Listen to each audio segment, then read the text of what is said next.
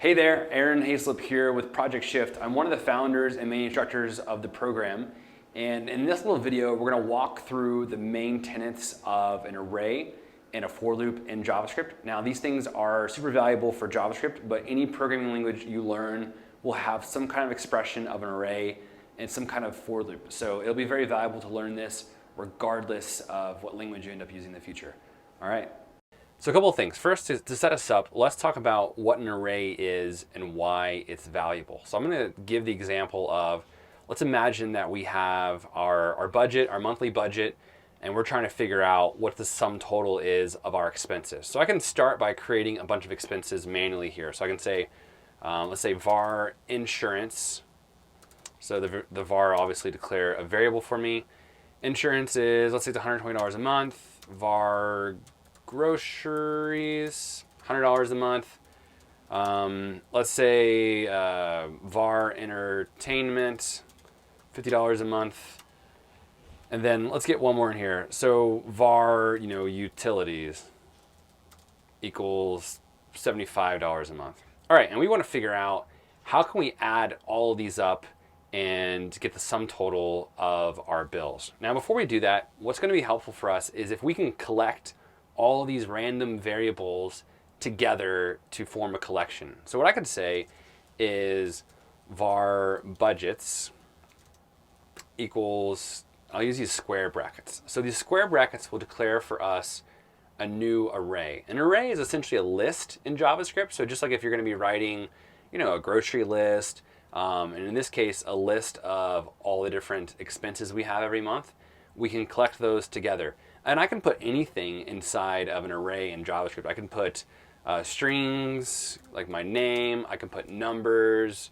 I can even put references to other variables. So in this case, we're going to put insurance, groceries, entertainment, and utilities all inside of this array. Now, one of the things I can do with an array is I can access each item in the array based off where it exists in the array. So the array is awesome because it's an ordered list. So insurance is the first item on the list, groceries is the second item, entertainment's the third, and utilities is the fourth. But with arrays, the way that we decide which item exists, or rather the way we can know where the item exists is by its index, and the index starts at 0. For example, insurance is in the 0 position, groceries is in the 1 position, entertainment is in the 2, and utilities is in the 3 position. So though we would say that this array is 4 in length, right, because there's 4 items in it, those items start by being indexed at the 0 position. So now I can access these items via the index by just saying budgets, which is the name of our array, 0, right? So if I were to console log this, and console logging just means let's print it out so we can see it. So if I console log budget 0, press run here, I should see 120, right? Because that's the value of insurance is 120. And if I grab 1, its value should be 100. And if I grab 2, 0, 1, 2, we get entertainment, so it should be 50. And the utilities is going to be 3, which is 75. Now if I try to put something else in there like 4, we're going to get undefined here because our array doesn't have a 4th item. It has a 4th item, but doesn't have an item in the 4th position because we start at 0. All right, that's great. Now let's imagine that I want to create essentially, let's say the var total and figure out what the sum total is of all this money. Let's say I'm bad at mental math and I don't feel like adding it up. Or, in programming, what if I have something that's so large that it's relatively impossible for me just to do the math by myself? That's where programming comes into play. Now, what I want to do is be able to add all these up together. To do that easily, what I can do is I can loop through everything that's in here automatically and add them together. So I'm first going to start by initializing my total, which is going to be 0. So at first it's going to be 0. And then I'm going to loop through this array and start adding them up. To do that, I'm going to use something called a for loop. So a for loop essentially means for every item in the array, I'm going to take the same action. This is awesome because it allows me to write just a little bit of code that will repeat itself over and over again without me having to do that every time. Because I could say total equals insurance plus groceries plus entertainment plus utilities. And that works for now, but what if my array was 100 in length? I'd be writing 100 items and manually adding that up. So I might as well not program and do that some other way if I'm going to do that. So in the for loop, the syntax is going to look like this. We're going to create first a variable, usually by convention called I. I stands for the iterator, and we'll look at that more in a moment.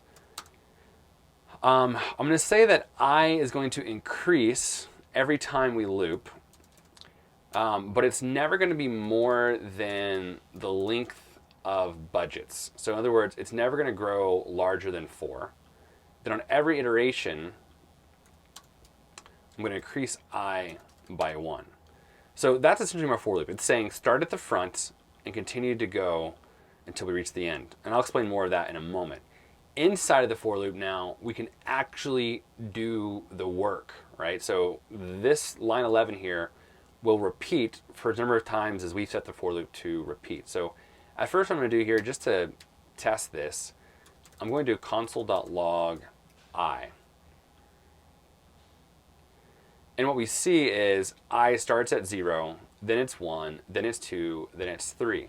Now, there's nothing magic about the for loop. All the for loop is doing is essentially increasing I every time until I is 4, and it's going to stop right before that, right?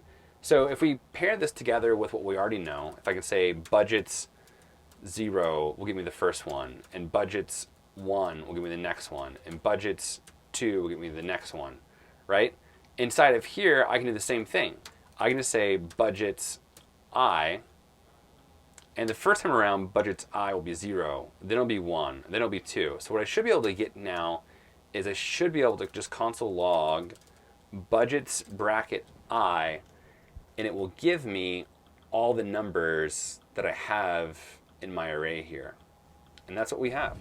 So now to get this total, what I can do is I can begin to add numbers to this total to create this total.